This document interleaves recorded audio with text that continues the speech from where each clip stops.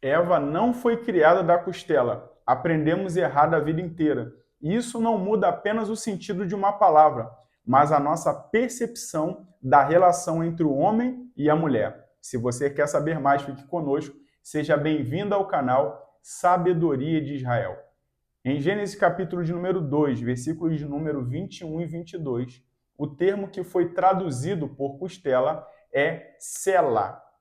Sela é o lado, ou seja, uma parte do homem foi retirado. O lado do homem foi retirado. A tradução dentro dessa percepção de costela se iniciou na Vulgata Latina, entre o século 4 e 5, quando São Jerônimo traduziu a Bíblia para o latim. A partir desse momento, começou a se atribuir esse termo tsela para costela. E uma observação, mais uma vez a Vulgata Latina, que inclusive gerou uma confusão em relação ao termo Lúcifer, que não se trata de Satanás.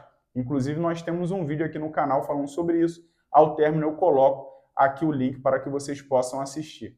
Voltando em relação a isso, dentro do pensamento judaico, o homem ele foi criado dentro de uma plenitude, trazendo dentro de si tanto a parte masculina como a feminina. E isso fica muito claro quando em Gênesis 1, 26, que inclusive é um texto que antecede Gênesis 2, 21 e 22, quando fala da criação da mulher, a qual diz que Deus criou o homem, macho e fêmea, à sua imagem e à sua semelhança. Ou seja, o pensamento rabínico diz que o homem foi criado à imagem e à semelhança de Deus, dentro de uma completude.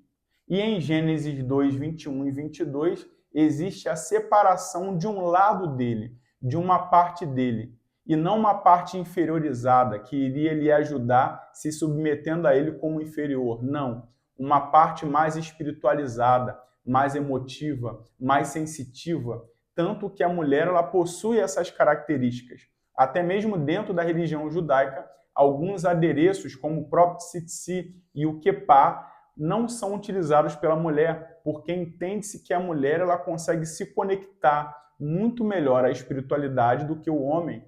A mulher ela é mais sensitiva, ela é mais espiritualizada, ela é mais emotiva. E quando o homem se casa com a mulher, a própria Bíblia diz também no capítulo de número 2, na sequência após a retirada desse lado do homem e a criação efetivamente de Eva, de que ao se casarem os dois se tornariam uma só carne. Ou seja, no casamento existiria novamente essa plenitude, essa completude, juntando-se o físico e o espiritual, a razão e a emoção. O homem voltaria a ser pleno. Tanto que os rabinos dizem que um homem só consegue ser pleno depois que ele se casa com uma mulher. Nesse momento existe uma completude novamente. E pasme-se, o termo tsela em hebraico, que é citado dentro da criação da mulher, que se traduz como lado, em outras citações bíblicas apontam para um lado sagrado, para o lado de algo sagrado. Acompanhe comigo. Êxodo 26, 20 diz que esse termo tsela é atribuído para o lado sul do tabernáculo, uma estrutura daquilo que existia na terra, sendo a expressão máxima da presença e da manifestação da glória de Deus, que era o tabernáculo. Novamente, em Êxodo 26, 35, esse termo tsela é atribuído ao lado norte do tabernáculo, a posição onde deveria ser colocada a mesa, que também era um item sagrado dentro da conotação do tabernáculo. Em 1 Reis, capítulo de número 6, versículo de número 5, falando agora sobre o templo construído por Salomão, esse mesmo termo tsela fala sobre câmaras ou anexos laterais, ou seja, mais uma vez falando de uma parte do templo, de algo sagrado. Em 1 Reis 6:8 fala também sobre o lado ou compartimento da construção, ou seja, mais uma vez o termo tsela fala sobre o lado de algo que é sagrado. Quando é retirado um lado do homem, uma parte do homem, uma essência do homem, para construir a mulher, não é algo inferiorizado, algo submisso, é algo que iria lhe completar. Foi retirado uma parte sagrada do homem, uma parte espiritualizada, para que futuramente pudessem se juntar novamente e se tornarem completos.